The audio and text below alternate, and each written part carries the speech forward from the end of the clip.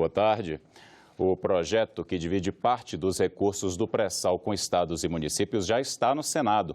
A matéria foi encaminhada à Comissão de Assuntos Econômicos e deve ganhar urgência na tramitação. A votação no colegiado pode ocorrer amanhã. O avanço deve facilitar a análise em segundo turno da reforma da Previdência. Entenda. Em 2010, a Petrobras assinou contrato com a União para explorar 5 bilhões de barris de petróleo na camada pré-sal. A empresa pagou quase 75 bilhões pelo direito de extrair o petróleo. Novas sondagens mostraram que a capacidade da reserva é bem maior, cerca de 10 bilhões de barris a mais. E é esse excedente que será licitado no mega leilão marcado para o dia 6 de novembro.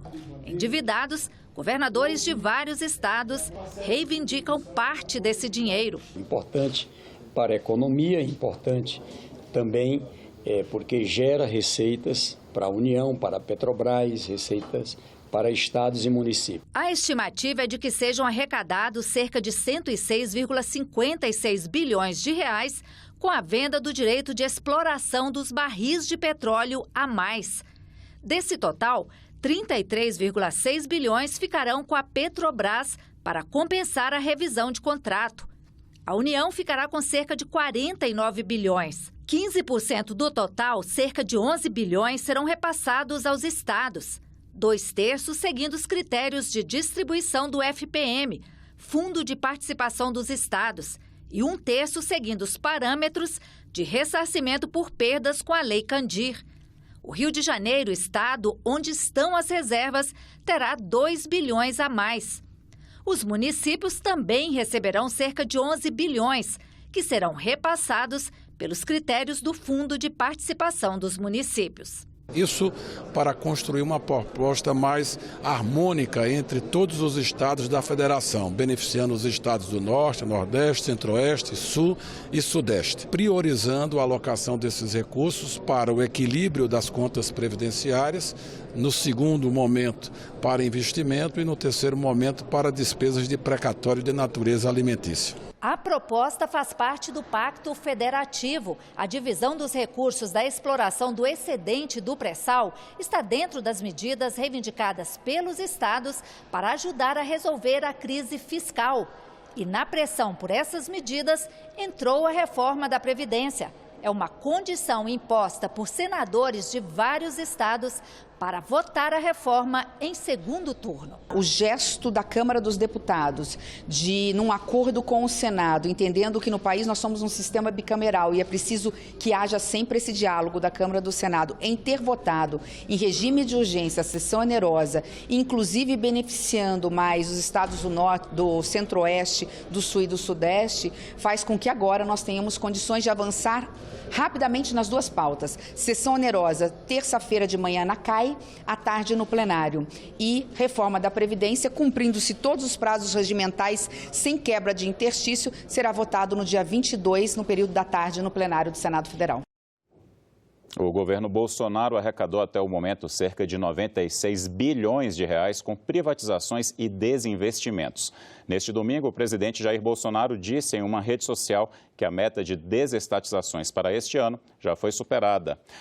Segundo o tweet do presidente, o governo já bateu a meta estipulado para privatizações em 2019. Impedimento de loteamentos políticos, qualificação de serviços, recursos obtidos sendo aplicados onde realmente necessitam, além de, com muito sacrifício, tapar rombos monstruosos. Seguimos. Vamos ver agora uma pequena matéria sobre as privatizações pretendidas pelo governo. Correios, Eletrobras, Casa da Moeda, parte dos serviços das loterias e pelo menos mais 10 estatais estão listadas pelo governo entre as que podem ser privatizadas. A BR Distribuidora de Gás e Combustíveis e outras 7 já foram. Dos 96 bilhões de reais arrecadados, apenas 6 bilhões ficaram disponíveis para o governo. A maior parte do dinheiro entrou nos cofres de empresas como Petrobras e a Eletrobras. Atualmente, o governo tem participação em 637 empresas no país e também trabalha para conceder a administração de estradas, portos e aeroportos. E hoje pela manhã, representantes de trabalhadores de empresas que podem ser privatizadas participaram de audiência pública sobre o assunto na Comissão de Direitos Humanos do Senado. Eles criticam o modelo adotado pela equipe econômica do governo. Os debatedores tiveram posições bastante críticas em relação ao programa de privatizações do governo. Este pensamento só se sustenta numa visão de curto prazo, em que o governo faz caixa, ou seja, vende e pega aquele trocado, a partir da venda da empresa. Entretanto, a médio e longo prazo, este ganho imediato é anulado e novos problemas podem surgir. A mentira é que o serviço público ele não é eficiente, mas nós que trabalhamos no serviço público e quem usa o serviço público sabe da eficiência. Este ano já foram feitos 29 leilões de empresas estatais e estão previstos mais 22 até o fim do ano. Ao todo, 119 empresas poderão ser privatizadas. As empresas hoje, Dataprev e Serpro, elas oferecem para todo o povo brasileiro. A gente falou de várias coisas aqui que são informações sensíveis nas mãos de uma iniciativa privada, como foi bem colocado, inclusive endossado pelo senador Paulo Paim. A iniciativa privada, ela visa lucro. Que país do mundo quer privatizar informações deste quilate? A proposta desse governo é privatizar principalmente aquelas que dão lucro e aquelas que dão assistência social à nossa população. A Previdência, o objetivo do governo a longo prazo é privatizar a Previdência, é entregar para os banqueiros, como entregaram para o grande empresariado os direitos dos trabalhadores quando aprovaram aquela reforma.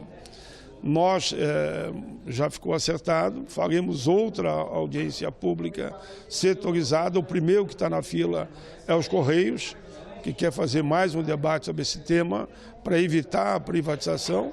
Veja que aqui foi dito que mesmo nos Estados Unidos, setores estratégicos como petróleo e correio não são privatizados. Então o Brasil está na contramão. Nos últimos 10 anos, os acidentes no trânsito deixaram mais de 1.600.000 brasileiros feridos. Para deixar os veículos mais seguros, um projeto aprovado na Comissão de Constituição e Justiça define que os veículos novos passem por teste de impacto antes de serem vendidos. A proposta ainda precisa passar por turno suplementar de votação na comissão.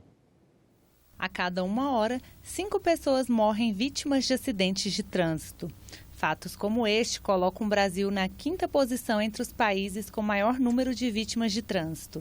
Entre 2009 e 2018, os acidentes no trânsito deixaram mais de 1,6 milhão de brasileiros feridos e representaram um custo de cerca de 3 bilhões para o Sistema Único de Saúde. A seguradora Líder, que administra o seguro obrigatório DPVAT, mostra que no mesmo período foram mais de 485 mil indenizações por mortes no trânsito em todo o Brasil. Para comparar, a guerra da Síria deixou mais de 360 mil mortes desde 2011, quando foi iniciada. Para melhorar a segurança dos veículos, o Senado aprovou um projeto que determina que só vão poder ser vendidos no Brasil carros e caminhonetes que alcançarem resultados mínimos em testes de impacto. Os veículos importados que tenham sido submetidos a testes de impacto em seu país de origem estão dispensados de nova avaliação.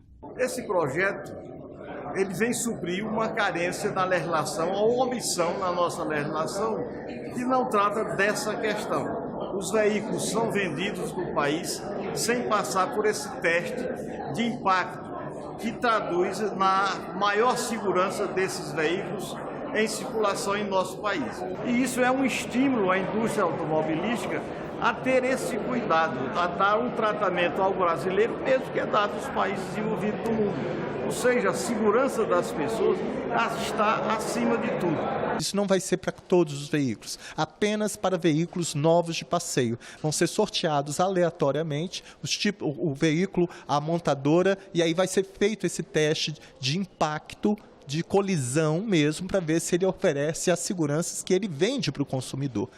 Isso, o ônus vai ficar com as montadoras e isso vai ter esse selo de qualidade para que o consumidor efetivamente saiba que o que ele está adquirindo vai efetivamente proporcionar a sua segurança. A pontuação alcançada no teste vai ser fixada no para-brisa do veículo à venda e deve ser exibida em anúncios impressos de TV ou internet. Todo esse procedimento vai ser regulamentado pelo Conselho Nacional de Trânsito, o CONTRAN. Porque a segurança do sistema viário é um direito de todos, mas é dever do Estado. E esse projeto vem com um único objetivo, defender o principal bem jurídico que deve ser protegido, que é a vida humana, o respeito à integridade física e à saúde. Foram sancionadas na semana passada 2 leis que aumentam a proteção de quem sofre agressão doméstica. E a Comissão de Constituição e Justiça aprovou um projeto que protege as vítimas de violência doméstica e familiar. Outras propostas relacionadas ao tema continuam em análise no Senado. Elas são vítimas de estupro, importunação sexual e feminicídio. E não importa a classe econômica, a crença ou o nível cultural, a violência familiar contra a mulher está presente em todos os contextos sociais. De acordo com o Mapa da Violência contra a Mulher, no ano passado o Brasil registrou mais de 68 mil casos. O documento mostra que somente em relação à violência doméstica, a imprensa brasileira noticiou quase 15 mil episódios por todo o país. No dia em que a Lei Maria da Penha completou 13 anos, o Senado aprovou uma modificação ao texto, que foi sancionada na última terça-feira. A partir de agora, pessoas que cometerem crimes domésticos contra mulheres terão que entregar à polícia armas de fogo que estão em sua posse ou em seu nome, como medida protetiva à vítima. São inegáveis os efeitos positivos, senhor presidente, da Lei Maria da Penha na defesa dos direitos das mulheres brasileiras. As estatísticas envolvidas apresentaram algumas boas, porém insuficientes novidades. Os dados dos sistemas de informações sobre mortalidade do Ministério da Saúde apontam que a taxa de homicídios de mulheres se manteve relativamente estável nessa última década, com leve crescimento nos anos de 2014 e 2015. É uma luta muito difícil, que se passa nos locais onde todos nós deveríamos nos sentir seguros. O lar que deveria ser o refúgio diante das intempéries que enfrentamos do lado de fora de nossas casas. Por isso, trata-se de uma das mais covardes, mais infames das violências. Uma outra legislação editada na quarta-feira também muda a Lei Maria da Penha e ajuda a proteger mulheres em situação de violência doméstica e familiar. Elas terão direito de matricular seus filhos na escola mais próxima de casa. Agradeço pela forma com que foi acatada no que diz respeito à questão do sigilo, tanto da criança quanto da mãe, acerca da violência sofrida, para que não possam passar constrangimentos dentro das escolas. Todos os senadores e senadoras empenhados para que a pessoa que sofra violência, a mulher que sofre violência, tenha proteção garantida para ela e também a segurança educacional, escolar e com sigilo, como acabou de ser colocado, para ela e para os filhos. Ainda esta semana, a Comissão de Constituição e Justiça aprovou um projeto que exige laudo psicológico para que seja revogada a prisão preventiva de agressor de mulher. A avaliação deve medir o grau de probabilidade de que ele cometa novamente os atos violentos. A proposta de emenda à Constituição que torna imprescritível o crime de feminicídio, assim como o de racismo, está na pauta da Comissão de Constituição e Justiça e pode ser votada nos próximos dias. Na semana passada, o presidente Jair Bolsonaro vetou uma proposta que obrigava os profissionais de saúde a registrar no prontuário médico da paciente e comunicar à polícia indícios de violência contra a mulher. A justificativa é que a proposta vai contra o interesse público ao determinar a identificação da vítima, o que poderia provocar retaliações do agressor. Daqui a pouco, às 2h30 da tarde, vai ser realizada audiência pública sobre a medida provisória que concede pensão vitalícia para crianças com microcefalia causada pelo Zika vírus. O ministro da Cidadania, Osmar Terra, foi convidado. Na semana passada, depoimentos emocionados marcaram outra audiência com os familiares das vítimas do Zika vírus, que querem mudanças no texto. Uma breve picada de inseto, mas o bastante para inocular um vírus de consequências devastadoras. Nas mulheres gestantes, ele se reproduz e ataca as células do cérebro do bebê. De 2015 a 2018, o Zika vírus vitimou 2.500 crianças brasileiras com microcefalia. Milhares de mães impossibilitadas de trabalhar. Para esses filhos e filhas, o governo agora propõe um benefício mensal, vitalício, no valor de um salário mínimo. Assim que ela nasceu, eu tentei conciliar a minha vida profissional com a maternidade, mas foi impossível. Mudou minha rotina, mudou a parte financeira, minha saúde, eu não sou mais a mesma. Hoje eu vivo em função do meu filho. Ele não pode ficar sozinho em momento nenhum, ele convulsiona. Ele é cardiopata. Representantes das entidades em defesa das crianças vítimas do Zika vírus marcaram presença na audiência pública e fizeram várias críticas ao texto da medida provisória. Na audiência pública interativa, deputados e senadores ouviram depoimentos emocionados, mas nem por isso menos objetivos. Elas argumentam que a proposta deixa de fora as crianças nascidas após dezembro de 2018 e o texto não contempla as outras lesões além da microcefalia. A gente busca a participação, a minha participação como mãe, como representante da ONG Abraça a Microcefalia, é buscar a substituição da palavra microcefalia pela expressão síndrome congênita do Zika vírus. É retirar o limite de 31 de dezembro de 2018. Não existe esse limite temporal. As crianças continuam nascendo.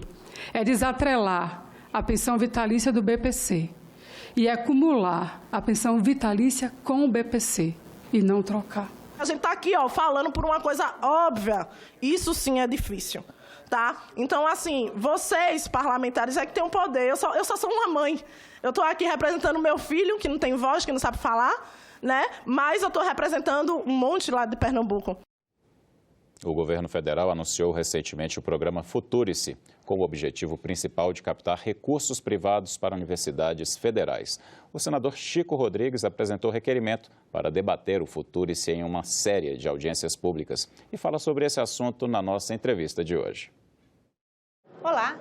O programa Futurice do Ministério da Educação, voltado para as instituições federais de ensino superior, é tema de um ciclo de audiências públicas do Senado. E nós vamos conversar sobre o assunto com o senador Chico Rodrigues, do Democratas de Roraima, que é autor de requerimento para a realização dos debates. Seja bem-vindo, senador. Muito obrigada pela presença. Opa, muito obrigado. Eu que agradeço. Senador, o Futurice, o projeto, ele pretende dar financiamento e melhorar o gerenciamento nas instituições federais de ensino superior. Ele foi lançado em julho, é uma minuta de projeto, né? Foi aberta uma consulta pública ainda, mas a Comissão de Educação já está realizando esse ciclo de debate. O senhor, inclusive, apresentou um requerimento, né, para ouvir reitores de universidades, né? Qual a avaliação preliminar que o senhor faz da proposta do governo?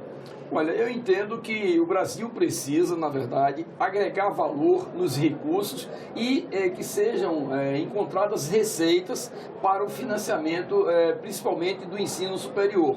E lógico que esse grande debate que estará sendo iniciado na próxima semana já demonstra a preocupação que nós congressistas temos para que possam ser atendidos milhares e milhares de estudantes que não têm condições de se manterem se não for através de um financiamento. Então, os recursos privados, principalmente, eles são fundamentais para que nós possamos dar oportunidade àqueles jovens que, na verdade, formam o capital intelectual do nosso país para os próximos anos, as próximas décadas. Então, esse é um programa que eu acho que o desenho, inclusive, que foi apelidado de Futurice, né, pelo governo, tem, obviamente, essa característica que eu considero importantíssima, né? E aí nós vamos criar a perspectiva e essas receitas que vão ser advindas dos contratos privados, obviamente vai incorporar valor. Então vamos voltar um pouquinho atrás e explicar o que é o projeto em termos de financiamento, em termos de construção de parcerias com a iniciativa privada, o que ele está prevendo para aumentar o aporte de recursos nas instituições federais de ensino? Olha, na verdade, as empresas privadas, esse capital privado, ele pode participar de uma forma proativa. Assim você vai fazer um desenho em que o jovem tenha acesso tanto à parte o ensino diretamente, né, o ensino, a formação acadêmica diretamente, como também a área de pesquisa, porque os recursos no Brasil hoje, eles são muito escassos, né, e são basicamente com recursos do FPE, recursos para o Fundo de Participação dos Estados. A participação dos estados, no caso das universidades estaduais, recursos do Orçamento Geral da União, para as universidades federais, né? E as universidades privadas também devem, na verdade, ter acesso a esses recursos para que o jovem que passe a universidade privada, ele possa ter esse financiamento garantido e ele fazer seu curso aí tranquilo para, na verdade, depois de aquele período do curso regular, ele possa estar pronto para o mercado e, na verdade, sem aquelas dificuldades e aquele fantasma que amedronta muitas vezes jovens que, cheios de sonhos, não têm a oportunidade financeira de frequentar uma universidade. Senadora, a comunidade acadêmica, nas instituições federais de ensino superior, reitores, associação de dirigentes de instituições, técnicos, eles dizem que não participaram da elaboração da proposta, né?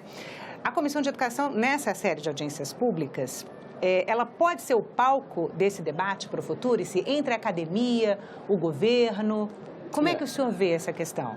Correto. Eu diria que ainda há tempo, obviamente, que essas audiências públicas, elas são ricas porque elas incorporam a experiência de professores, de doutores, inclusive a massa crítica da universidade, aqueles formuladores de políticas públicas na área da educação que podem, obviamente, enriquecer esse projeto do governo federal, do Ministério da Educação. Ele não é um projeto definitivo, ele é uma forma em que o governo, preocupado com esse acesso e esses financiamentos às universidades, possa, na verdade, com as contribuições que advirem dessas audiências públicas, serem incorporados e aí sim nós fazemos um projeto pronto e acabado, perfeito para ser aprovado e implantado no nosso país.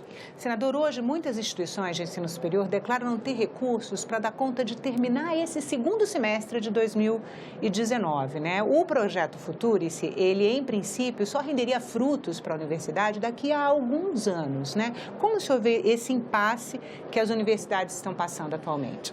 Olha, veja, o país está passando por dificuldades financeiras do conhecimento de todos, mas eu entendo que especificamente nas áreas de saúde e educação, esses recursos não faltarão para encerrar o ano letivo. Então, eu quero dar uma tranquilidade para a população, um esforço ingente que o governo federal está fazendo, o Ministério da Economia procurando, por todos os meios, dar um certo equilíbrio nas contas, mas ter as receitas próprias para esses dois segmentos importantes, como eu falei, né? Tenham realmente a garantia dos recursos até o final do ano. Claro que tem que o que nós temos que... O governo já prometeu descontingenciar uma parte dos exatamente. recursos. Eu acho que a perspectiva desse final de quarto trimestre, ela realmente já é mais promissora, alvissareira, né? E eu tenho certeza que não haverá problema para encerrar o ano e os recursos, sim, chegarão na hora certa, para que nós possamos fazer com essas universidades tenham toda a estrutura, todos os meios que precisam para oferecer aos seus alunos, ao seu corpo docente e discente, obviamente, condições, na verdade, de funcionamento e conclusão do ano. Senadora, eu queria falar de um tema que gerou polêmica no projeto, né? Porque o governo diz que o Futurice pretende fortalecer a autonomia administrativa, financeira e de gestão das instituições federais de ensino superior. Em audiência pública, na Comissão de Educação, já nesse ciclo de debate, vários reitores disseram que, na verdade, o Futurice ele representa uma ameaça à autonomia das universidades, especialmente na gestão, né? Como é que o senhor avalia essa questão? Olha, eu não entendo absolutamente como uma ameaça. Se você vai agregar valor com a inserção de mais recursos, com a elevação de receita, não tem nenhuma ameaça. É como se, na verdade, o governo estivesse criando um problema para se ver livre do financiamento da da educação. E é absolutamente o contrário. O que nós entendemos é que, com a aplicação desse projeto, esse financiamento às universidades, através principalmente de recursos privados, vai agregar valor. Se o Estado coloca 1 milhão e esses recursos privados são de 500 mil reais, por exemplo, você vai somar A mais B. Então, em termos de ameaça, eu acredito que não existe hipótese alguma. Até porque a educação, na verdade, eu acho que é o lado mais importante dos investimentos do governo federal. Então, a preocupação dos reitores, nós respeitamos a preocupação deles, até porque são extremamente dedicados, né? Mas não se preocupem que o governo haverá, no tempo certo, na hora certa, fazer com que esses recursos sejam mantidos. Porque o que os reitores consideraram ameaça é a gestão passar a ser feita por uma organização social. Olha, essa questão de gestão através de uma organização social, eu particularmente acho que não está definida ainda. Para isso é que estão sendo realizadas as audiências públicas, para isso é que os relatores estão, na verdade, se debruçando sobre as informações e num processo de sucção natural de informações que, através de um colegiado, possa fazer a interpretação clara da aplicação desses recursos. Então, o senhor acha que o projeto vai mudar quando ele chegar ao Congresso? Sim, eu acho que vai ter muitas mudanças. Inclusive, alertei no Ministério da Educação alguns que participaram da elaboração que vai ter muitas mudanças. Isso é saudável, porque nada é definitivo na vida, né? Inclusive, nessa área tão sensível, com tantos professores, com tantos formuladores de políticas de educação no país, de altíssimo nível, nós não podemos, na verdade, trazer uma receita pronta para que seja votada no Congresso. Isso é claro, é óbvio. Senador, muito obrigada pela entrevista. Ficamos por aqui. Você pode rever as reportagens desta edição na nossa página na internet, senado.leg.br/TV. A sessão plenária do Senado de hoje está marcada para daqui a pouco, às 14h. Ela é destinada a discursos e comunicações dos parlamentares. Muito obrigado pela companhia e até a próxima.